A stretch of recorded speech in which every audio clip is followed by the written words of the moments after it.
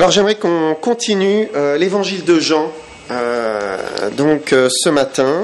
Et donc on va voir aujourd'hui le jugement de Jésus. Donc on avait vu ensemble l'arrestation de Jésus au jardin de Gethsémanée. On avait vu Pierre qui suit Jésus de loin et qui va finir par le renier. Mais on ne s'est pas attardé sur le jugement. Au travers de tous ces versets, il y avait des passages qui concernaient le jugement lui-même. Et donc ce sont ces passages que nous allons lire ou relire.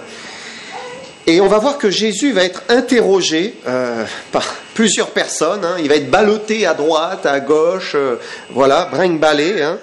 Pourquoi ? Parce qu'on va chercher des motifs d'accusation. Parce qu'en fait, on n'avait rien à dire. Et en quoi était-il coupable ? D'être juste ? Et donc il fallait trouver un motif légitime de le faire condamner.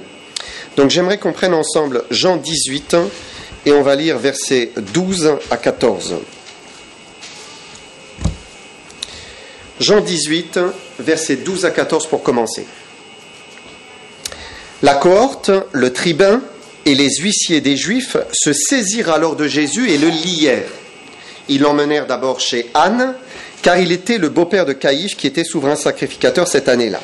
Et Caïphe était celui qui avait donné ce conseil aux Juifs. Il est avantageux qu'un seul homme meure pour le peuple. Donc voilà, dans ce passage, on voit qu'il est emmené chez Anne. Alors, qui était Anne ? Anne était un précédent souverain sacrificateur. Il avait été souverain sacrificateur quelques années auparavant. Mais cette année-là, ce n'était pas lui qui était le souverain sacrificateur, c'était Caïphe.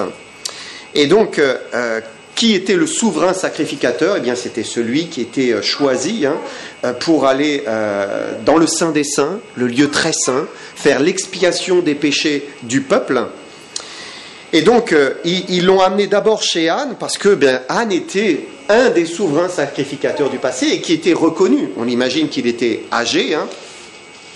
Et donc, il l'amène d'abord chez lui, et c'est pour cela qu'on lit un petit peu plus loin. On va prendre Jean 18, 19 à 24, c'est la suite finalement de cela, où il est dit « Le souverain sacrificateur interrogea Jésus ». Donc c'est Anne, mais on dit « le souverain sacrificateur » parce qu'il l'avait été, d'accord ? Le souverain sacrificateur interrogea Jésus sur ses disciples et sur sa doctrine. Jésus lui répondit « J'ai parlé ouvertement au monde. J'ai toujours enseigné dans la synagogue et dans le temple où tous les Juifs s'assemblent et je n'ai rien dit en secret. Pourquoi m'interroges-tu ? Interroge sur ce que je leur ai dit, ceux qui m'ont entendu. Voici, ceux-là savent ce que j'ai dit. » À ces mots, un des huissiers qui se trouvait là donna un soufflet à Jésus en disant « Est-ce ainsi que tu réponds au souverain sacrificateur ?» Jésus lui dit « Si j'ai mal parlé, explique-moi ce que j'ai dit de mal.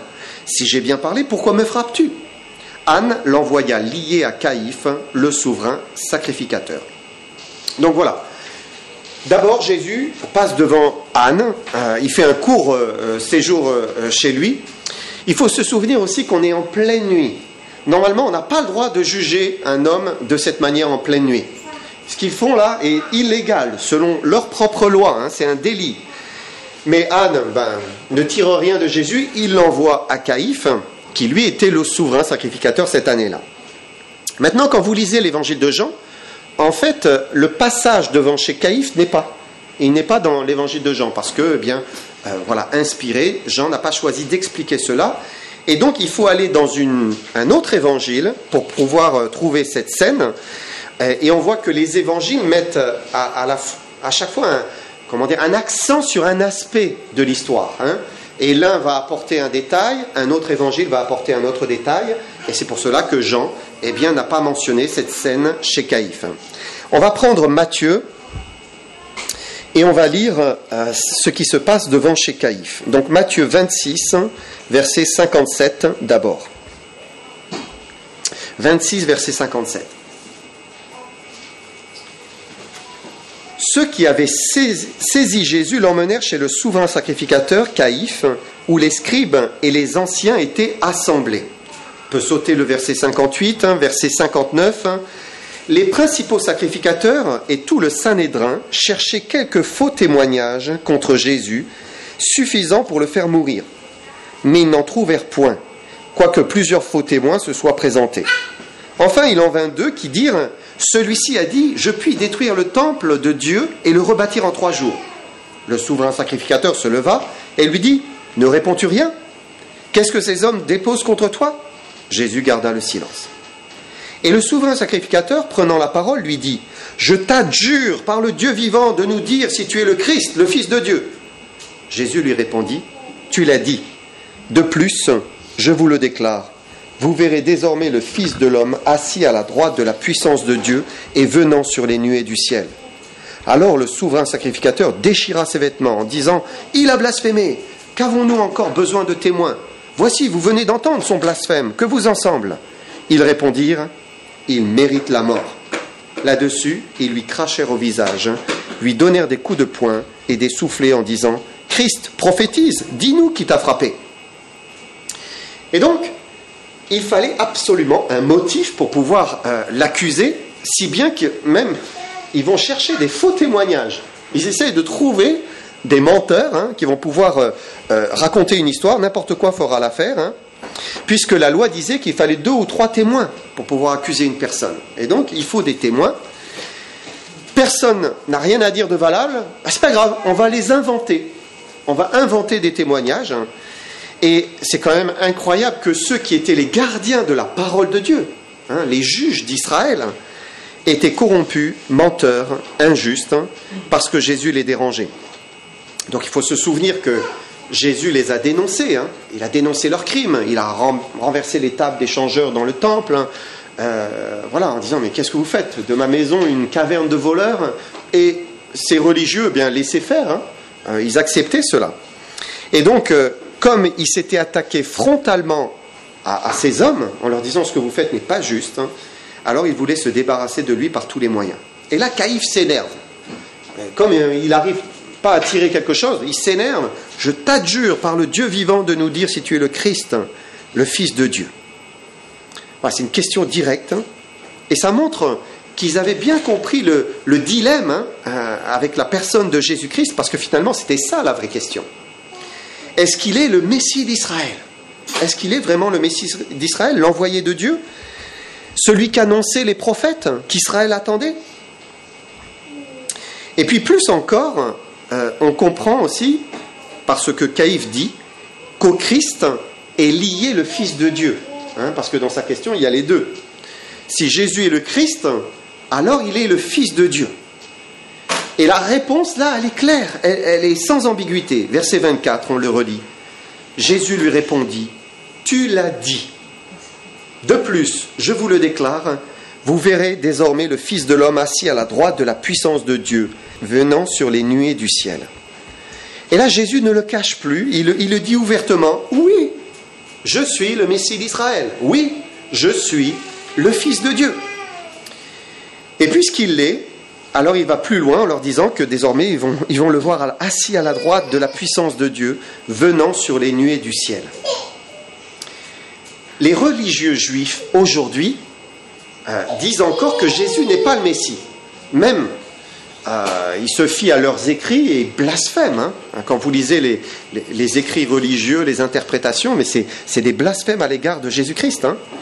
Les religieux musulmans, eux, disent qu'il n'est pas le Fils de Dieu. Il n'est pas le Fils de Dieu. Non, tout au plus un prophète, mais certainement pas le Fils unique de Dieu. Le monde d'aujourd'hui dit, oh oui, peut-être Jésus était un personnage historique pour son époque. Il était certainement un sage. Certains vont dire, oh, il était comme un révolutionnaire, mais rien de plus. Mais qu'est-ce que Jésus dit de lui-même? Il dit, je suis le Messie d'Israël. Je suis le Fils de Dieu. C'est Jésus qui le dit.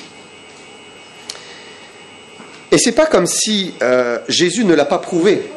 Tout Israël savait qui était Jésus de Nazareth. C'était évident parce qu'il y avait tous ces miracles, cette puissance qui s'était déployée, ces guérisons qui étaient extraordinaires, jusqu'à même des résurrections de morts. Et puis il y avait toutes ces paroles vivifiantes qui restauraient, qui faisaient du bien, qui nourrissaient, qui libéraient, qui apaisaient. Même les Romains avaient entendu parler de Jésus. Même eux. Et donc il a prouvé qui il était. Et donc dire cela, c'était pas un scoop, en fait. Ils le savaient tous. Il le savait, il le percevait. Hein. Et là, le souverain sacrificateur déchire ses vêtements, il dit, il a blasphémé, qu'avons-nous encore besoin de témoins? Voici, vous venez d'entendre son blasphème, que vous ensemble. Et ils sont contents, ça y est. Ah, ça y est. Ils ont le prétexte qui va leur permettre de le faire condamner, de le mettre à mort, puisqu'il rejetait à la fois sa messianité et sa divinité. Alors, qu'est-ce qui se passe? Une fois qu'ils ont obtenu ce qu'ils voulaient, suite à cela, eh bien, ils vont faire une réunion officielle, cette fois un conseil, au petit matin, pour que ce soit légal. Et donc, c'est simplement le verset Matthieu 27, verset 1, et on va lire verset 1 et 2. Dès que le matin fut venu, tous les principaux sacrificateurs et les anciens du peuple tinrent conseil contre Jésus pour le faire mourir. Voilà, c'est tout. Une seule phrase. En fait, il n'y a plus rien à ajouter. Il n'y a plus de conversation à avoir. Ça y est, c'est fait. Pour eux, il a blasphémé. Il est condamnable. Tous les grands se sont réunis. C'est comme le coup de marteau qui tombe. Bam. Et puis, Matthieu 27, verset 2, eh bien, il l'emmène cette fois devant Pilate. Et donc là, il y a un transfert. Jusqu'à présent, c'était devant les religieux juifs. Maintenant, ils vont aller devant les autorités romaines. Et on va prendre ce récit maintenant, et on retrouve notre évangile de Jean, et on va lire versets 28 à 40. Jean 18, versets 28 à 40. Ils conduisirent Jésus de chez Caïphe au prétoire, c'était le matin. Ils n'entrèrent point eux-mêmes dans le prétoire, afin de ne pas se souiller et de pouvoir manger la Pâque. Pilate sortit donc pour aller vers eux, et il dit, « Quelle accusation portez-vous contre cet homme ?»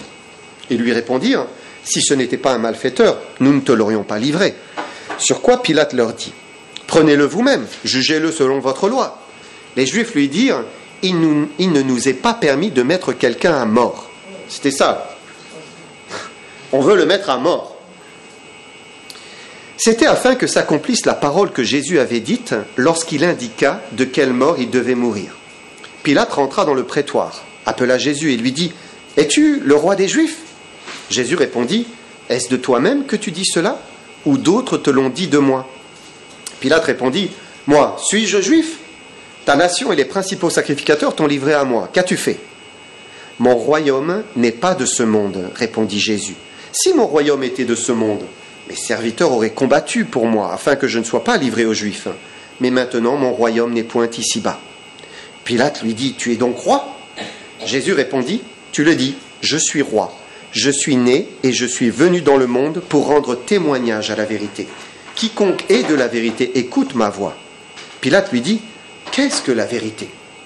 Après avoir dit cela, il sortit de nouveau pour aller vers les Juifs et il leur dit, je ne trouve aucun crime en lui. Mais comme c'est parmi vous une coutume que je vous relâche quelqu'un à la fête de Pâques, voulez-vous que je vous relâche le roi des Juifs ? Alors de nouveau tous s'écrièrent, non pas lui mais Barabbas. Or Barabbas était un brigand.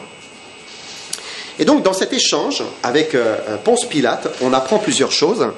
D'abord que, bien sûr, en amenant Jésus à Pilate, il cherchait sa mise à mort, comme il n'avait pas le droit de l'exécuter, mais aussi que Pilate va chercher à comprendre quel est son crime, et même lui, il n'en trouve pas en fait. Il ne trouve pas de crime. Alors il est probable qu'il avait entendu parler, bien sûr, de Jésus, et cette histoire de royauté, ça ne lui était pas inconnu, puisqu'il va lui poser la question, es-tu le roi des Juifs ? Et la réponse de Jésus, là, elle est encore limpide.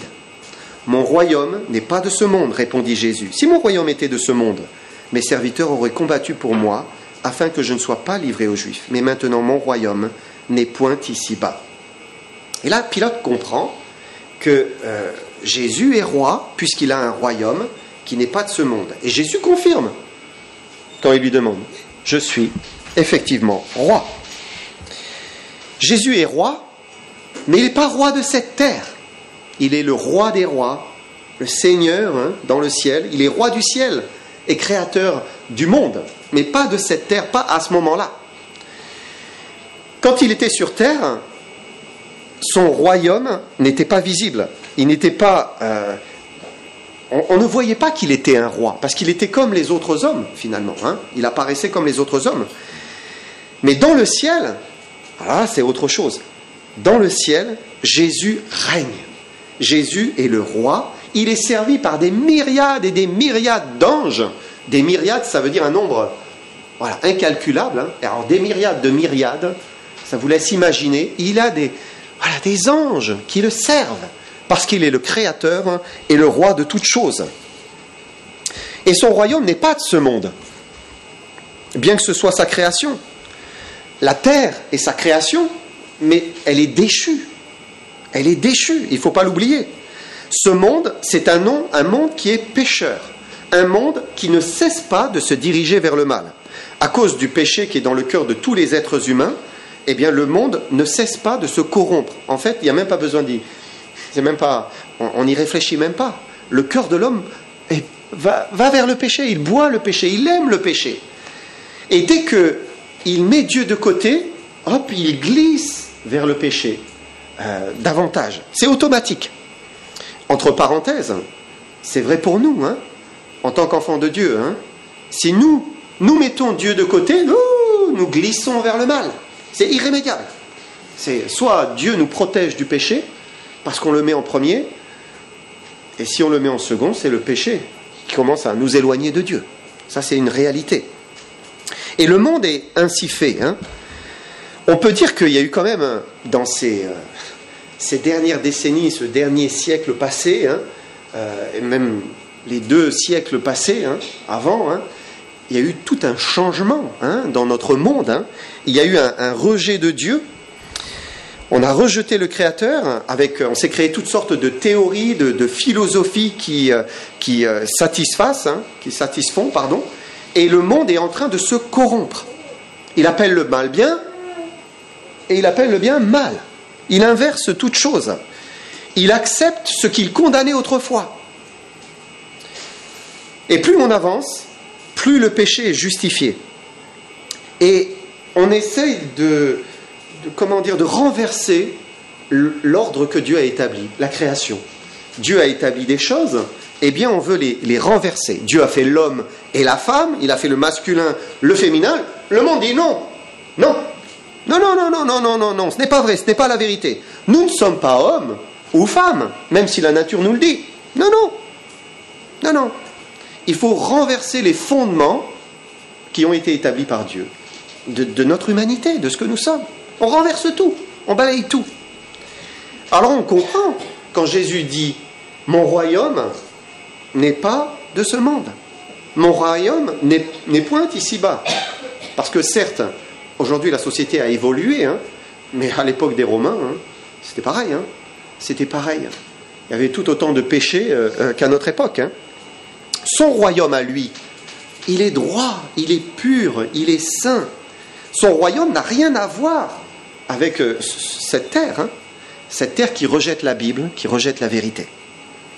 Alors oui, il est roi, mais il est roi d'un royaume de lumière, pas de ténèbres, d'ordre, pas de désordre. On peut relire le verset 37. Pilate lui dit, « Tu es donc roi ?» Jésus répondit, « Tu le dis, je suis roi. Je suis né et je suis venu dans le monde pour rendre témoignage à la vérité. Quiconque est de la vérité, écoute ma voix. » Et là, Jésus introduit cette question de la vérité. Il dit, je suis venu dans le monde pour rendre témoignage à la vérité. Jésus voulait témoigner, parler de la vérité. Hein. Alors, où était la vérité à l'époque ? Quand vous regardez d'abord le monde juif, les juifs de l'époque, ils étaient dans le mensonge.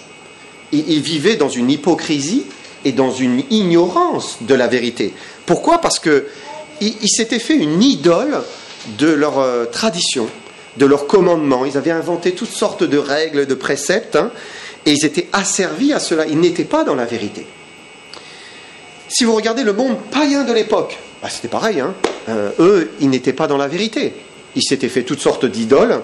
Ils adoraient Mars, Vénus, Apollon, Zeus, Poséidon. Ils étaient dans le mensonge. Ils n'étaient pas dans la vérité. Le monde a avancé aujourd'hui, mais on peut se poser la question, mais est-ce qu'aujourd'hui le monde est dans la vérité ? Est-ce qu'il est dans la vérité ? Quand il pense que le bonheur, c'est dans la consommation, est-ce qu'il est dans la vérité ? Dans les choses matérielles ? Quand il lutte contre la pollution, qu'il a même, lui-même produit, hein.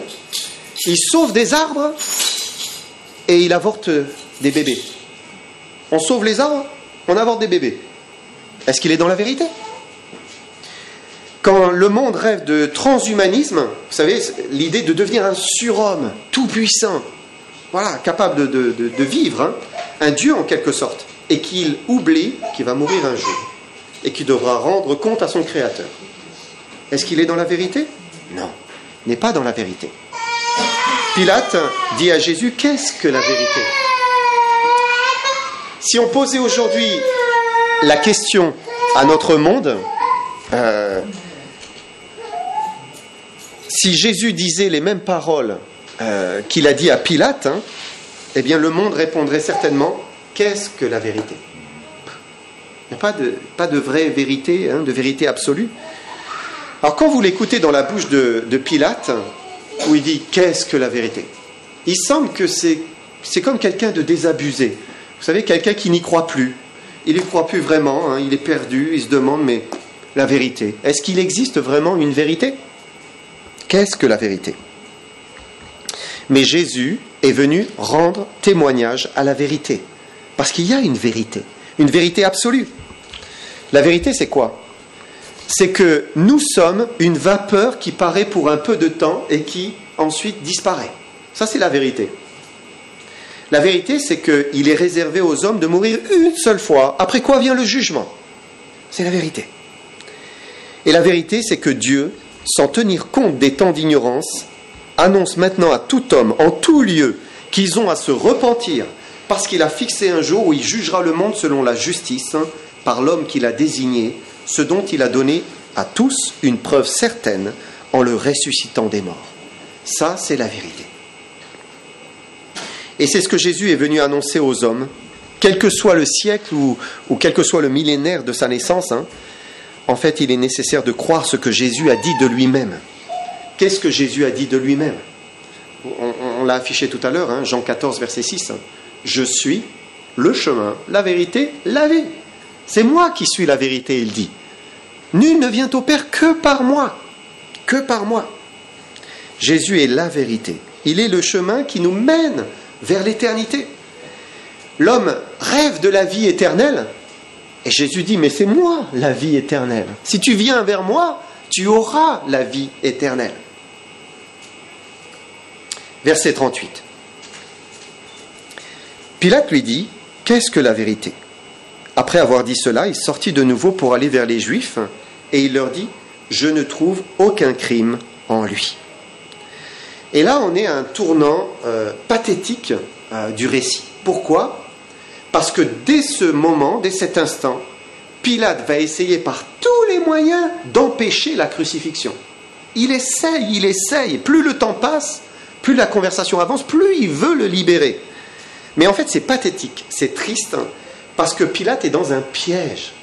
Il est piégé ici, c'est le piège des religieux juifs, hein, et Pilate ne peut pas en sortir. Il est prisonnier. Alors qu'est-ce qu'il va faire? Jean ne nous le dit pas, mais on le sait par les autres évangiles. Pilate apprend qu'il est galiléen.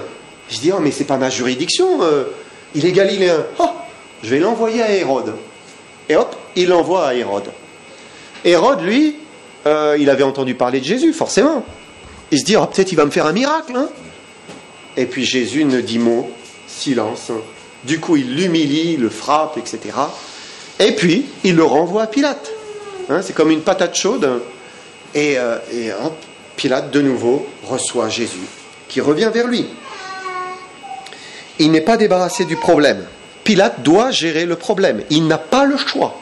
Il est obligé. Qu'est-ce qu'il va faire? Il se dit, je vais le faire battre, vraiment méchamment. Hein. Peut-être ça va les apaiser.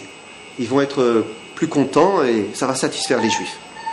Regardez Jean 19, versets 4 à 6. Alors Pilate prit Jésus et le fit battre de verges. Les soldats tressèrent une couronne d'épines qu'ils posèrent sur sa tête. Ils le revêtirent d'un manteau de pourpre. Puis s'approchant de lui, il disait « Salut, roi des Juifs !» Et il lui donnait des soufflets. Pilate sortit de nouveau et dit aux Juifs « Voici, je vous l'emmène dehors. afin que vous sachiez que je ne trouve en lui aucun crime. » Jésus sortit donc, portant la couronne d'épines et le manteau du pourpre. Et Pilate leur dit, « Voici l'homme. » Lorsque les principaux sacrificateurs et les huissiers le virent, ils s'écrièrent, « Crucifie, crucifie !» Pilate leur dit, « Prenez-le vous-même et crucifiez-le, car moi je ne trouve point de crime en lui. » C'est la 3e fois que Pilate dit « Je ne trouve point de crime en lui ». Il en était convaincu, lui. Il en était absolument sûr. Et en plus, ce que Jean ne nous dit pas dans le récit, mais qu'on apprend par un autre évangile encore, c'est que sa femme a envoyé un serviteur pour lui dire « Je t'en prie, qu'il n'y ait rien entre toi et ce juste, car j'ai beaucoup souffert aujourd'hui en songe à cause de lui. » Donc il reçoit de sa femme, attention Pilate, cet homme-là, il est juste, il faut pas le toucher. Et imaginez Pilate dans quel état il est. Mais il est prisonnier, il ne peut plus sortir de la situation. Et je termine maintenant avec un dernier passage qui est la finalité, la condamnation de Pilate. On va lire versets 7 à 16, Jean 19, 7 à 16. Les Juifs lui répondirent, « Nous avons une loi, et selon notre loi, il doit mourir, parce qu'il s'est fait fils de Dieu. » Quand Pilate entendit cette parole, sa frayeur augmenta. Il rentra dans le prétoire, il dit à Jésus, « D'où es-tu » Jésus ne lui donna point de réponse. Pilate lui dit, « Est-ce à moi que tu ne parles pas ? Ne sais-tu pas que j'ai le pouvoir de te crucifier et que j'ai le pouvoir de te relâcher ?» Jésus répondit, « Tu n'aurais sur moi aucun pouvoir s'il ne t'avait été donné d'en haut. C'est pourquoi celui qui me livre à toi commet un plus grand péché. » Dès ce moment, Pilate cherchait à le relâcher. Mais les Juifs criaient, « Si tu le relâches, tu n'es pas ami de César. Quiconque se fait roi se déclare contre César. » Pilate, ayant entendu ces paroles, amena Jésus dehors. Et il siégea au tribunal, au lieu appelé le pavé, en hébreu Gabata. C'était la présentation de la Pâque, et environ la 6e heure. Pilate dit aux Juifs, « Voici votre roi. » Mais ils s'écrièrent, « Ôte, ôte, crucifie-le. » Pilate leur dit, « Crucifierai-je votre roi ?» C'est une dernière parole, une ultime parole. « Délivrez-moi !» Les principaux sacrificateurs répondirent, « Nous n'avons de roi que César. » Alors, il le leur livra pour être crucifié. Ils prirent donc Jésus et l'emmenèrent. Et on peut dire que jusqu'au bout, Pilate a essayé d'empêcher sa condamnation. Et quand il entend que Jésus est le Fils de Dieu, il tremble. Il tremble. Sa femme qui lui dit cela sur son songe, les réponses de Jésus, tous ces miracles, cette puissance qu'il connaît, qui sont en arrière-plan. Et puis au moment où il dit, « Eh oh, c'est moi l'autorité ?» Jésus qui lui dit, « Attends, ton autorité, tu ne l'aurais pas si elle ne t'avait pas été donnée d'en haut. » Alors là, il est pas bien. Imaginez, il est fébrile, anxieux, agité, il veut libérer Jésus, mais le piège se referme. Soit il livre le Fils de Dieu et il est coupable devant le Créateur, soit, en fait, il ne le livre pas et il perd tout ce qu'il possède, jusqu'à la vie, bien sûr. Parce que tolérer un autre roi que César dans l'Empire, ça, ce n'est pas possible. Et face à Jésus-Christ, eh bien, il y a toujours un choix à faire. Quand on est face à lui, à son histoire, à ce qu'il a fait, il y a un choix à faire. Est-ce que nous croyons d'abord qu'il est le Fils de Dieu ? Dieu, il est Dieu lui-même. Est-ce que nous croyons qu'il est le roi à tous, celui qui règne au-dessus de toute chose ? Ça, c'est ce que les disciples et les apôtres ont accepté et ils ont cru en suivant Jésus. Ils ont reconnu son autorité. Ils ont reconnu qu'il avait un droit sur eux, qu'il pouvait régner sur eux. Oui, il était leur roi. Ils l'ont même intronisé, en quelque sorte, lors des rameaux. Quand Jésus monte sur l'âne, là, ils l'ont intronisé en roi. Mais aussi, ils croyaient que Jésus est le Fils de Dieu. Et on a cette parole, quand Jésus dit « Qui dites-vous que je suis ?» Et Pierre, voilà, ça sort, Tu es le Christ, tu es le Fils du Dieu vivant. quelle parole pleine de force! Tu es le Fils du Dieu vivant. Ils avaient vu ses œuvres, ils croyaient. Est-ce que nous croyons? C'est ça l'important. Est-ce que nous pouvons dire à Dieu et à Jésus, oui, tu es le Christ, tu es le Fils du Dieu vivant, je le crois. Et Pilate aussi devait faire un choix devant Jésus. Quel a été son choix? En fait, de nouveau, Jean ne nous le dit pas. C'est un épisode qu'on trouve dans un autre évangile. Mais Pilate a fait amener de l'eau, il s'est lavé les mains, il a dit « Je suis innocent du sang de ce juste.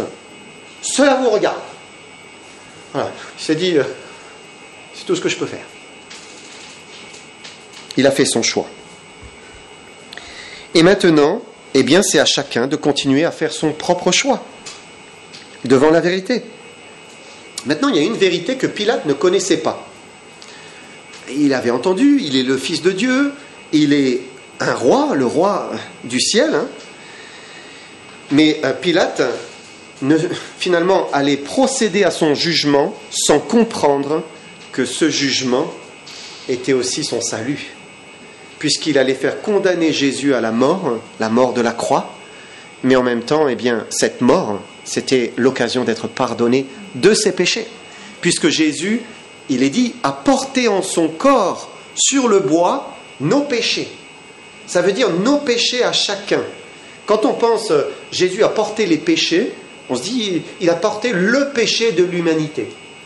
Mais ce n'est pas ça, il a porté nos péchés. Ça veut dire que chacun de nos péchés, c'est individuel, c'est personnel. Il les a portés sur lui. Quand je me suis mis en colère, que j'ai insulté quelqu'un, ou quand j'ai menti, ou quand... Ce péché-là, celui-là, c'est ça qu'il a porté sur lui quand il était sur la croix. Il a porté nos péchés. Et il a porté l'ensemble des péchés de tous les hommes, à chacun individuellement. Il a payé pour chacun. Nous sommes coupables devant Dieu. Mais Jésus s'est mis entre Dieu et nous.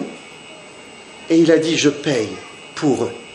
Si bien que maintenant, si nous disons, oui, je crois que tu es le Fils de Dieu, oui, je crois que tu as le droit de régner sur moi, oui, je crois que tu es mort pour mes péchés, sauve-moi.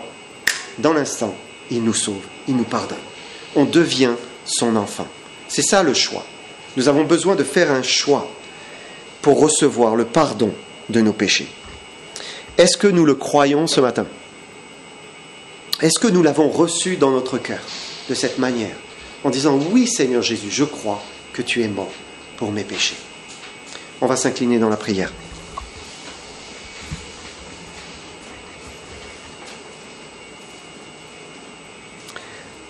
Seigneur, je te rends grâce d'être venu sur la terre pour donner ta vie pour nos péchés. Seigneur, nous sommes infiniment reconnaissants. Seigneur, encore, et Père, nous te disons merci. Merci pour Jésus-Christ qui a payé pour l'ensemble de nos péchés à chacun. Seigneur, merci parce que par lui, tu permets que la condamnation tombe sur lui et non sur nous. Et Seigneur, merci parce que c'est un don, c'est une grâce, un pardon que tu offres à chacun qui le croit aujourd'hui. Et Seigneur, je te demande que tu continues à sauver tous ceux et celles qui en ont besoin, qu'ils viennent à toi, qu'ils t'acceptent dans leur cœur, qu'ils se repentent de leurs péchés et qu'ils saisissent ce que Jésus a fait pour eux. Seigneur, nous te le demandons. Continue à sauver.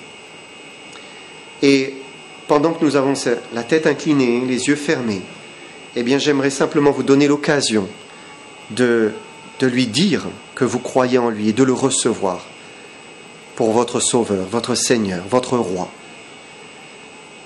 Si vous croyez, alors faites cette prière maintenant dans votre cœur. Dites-lui, Seigneur Jésus, je crois que tu es le Fils de Dieu.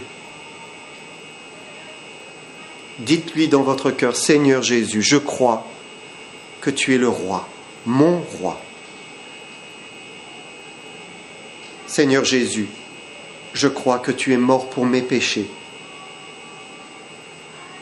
Et je crois que tu me pardonnes maintenant. Sauve-moi. Amen. Merci Seigneur de bénir, de sauver et de te glorifier dans le cœur de chacun. Au nom de Jésus-Christ. Amen.